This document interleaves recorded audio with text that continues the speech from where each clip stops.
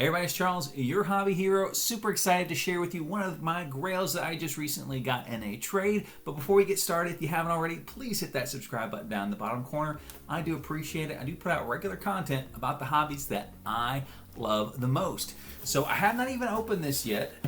So hopefully it is in here, or else you'll get to see a whole different type of video. So this is a book who, after I had recently picked up that Amazing Spider-Man #1, this book was the next book that I wanted to get on my list. If you know me well, you kind of already know what this book probably is.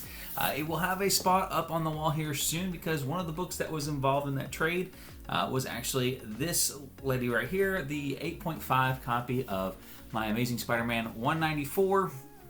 So if you know me, I don't come off of 194s very often, so it may give you a hint on what we have in this box. Now we'll give you a clue as we're opening it up here. It is a Silver Age key.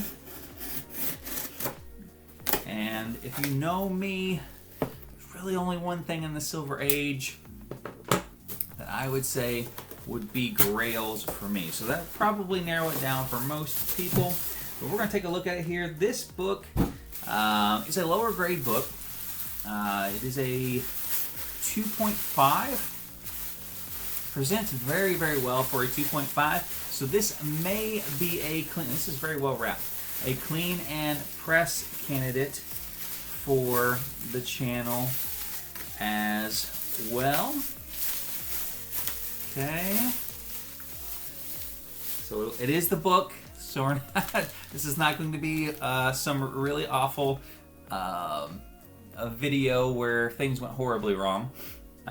So, well, without further ado, we've got Amazing Spider-Man #14. This is the first appearance of the Green Goblin down here. This is a big, big book. Right now, we've got a little bit of a lull in the comic market, so books like these are coming down to where they're been previously priced out of the market. I'll throw up some stats on this particular book here for you guys. Kind of what I'm seeing here. Spine is in pretty rough shape. I definitely don't think it would be a book that would be a great candidate to do much treatment with. Because I just think that spine would probably just about fall apart. I may lighten through the case, the back. It is less effective, but if I do that, I'll post another video for you guys on that process just to show you the before and after results on that. But the blue LED lights will actually lighten the paper through the case as well, even without the hydrogen peroxide, obviously to a lesser extent. May help these yellows and reds pop again, but I don't think this is a book that I will crack out of the slab. Does it have pressable and cleanable defects? Yes. It may bump to a 3.0 if all those were addressed.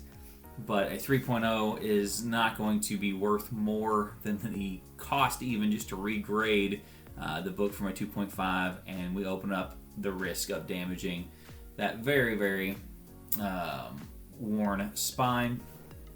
But great book nonetheless. Classic cover. It's also the first meeting of the Hulk and Spider-Man, which I did not actually know that. You got the Hulk down there at the bottom. I thought it was actually a different issue where they had first met, but obviously the old Steve Ditko cover art from the Silver Age of comics. But like I said, the market right now is in a place where these books are more affordable. If you had your eye on a book that, you know, for the last 2 years may have just been on an upward trend that kept it out of your price range, look for those. For those of you guys who may not trade a whole lot online, if you're not familiar with the process, you're wondering how on earth does this even happen, these particular books obviously you never want to be sending these out to complete strangers. I do have the advantage of having a pretty good social media presence, so I think a lot of people can trust sending their stuff to me, but how do I know who to trust when I am sending books out to them? I know if you guys follow Swaggle House, I know he had a recent deal that went really sideways on a trade deal for him. So you've got to be very careful when you're sending these deals. Definitely vet these individuals. I do try, for me personally, first and foremost, to connect with them on the social media accounts that they do use. They use Facebook. Do they have friends on that account?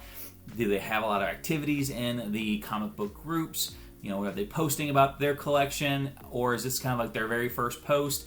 There are a lot of red flags that you can look for. This individual had a long history of posting on Facebook account. It looked like a legitimate, real account. He wanted to vet me. He asked for referrals on a lot of these. Thank you for those who vouched for me. So he was able to feel good enough about sending his book. In this particular situation, you know, some of the funds were secured in advance, so he sent his book first before, obviously, I had sent my portion of the trade. But there's just going to be different things that you're going to have to work out in those situations. If you don't feel good about the deal, don't move forward with the deal. If there's something that's giving you pause or hesitation, there's probably a reason. A lot of the bigger groups online too do offer some version of middleman services, so that's something to look into. If it's a deal that you can't meet in person for, and there's just not any way that you guys can secure the funds ahead of time, look into one of those middleman services. The fees are usually fairly minimal, but that's something that you can do that will provide both parties with some peace of mind. And if the other person is like, no, I'm not using a middleman, that's usually the red flag to just let you know this person's not really interested in a completed transaction. They're just trying to get your book sent to them. So, but yeah, super excited to have this in my PC. Make sure you have that notifications bell on. If I do end up doing any work on here, I'll be posting those videos as well.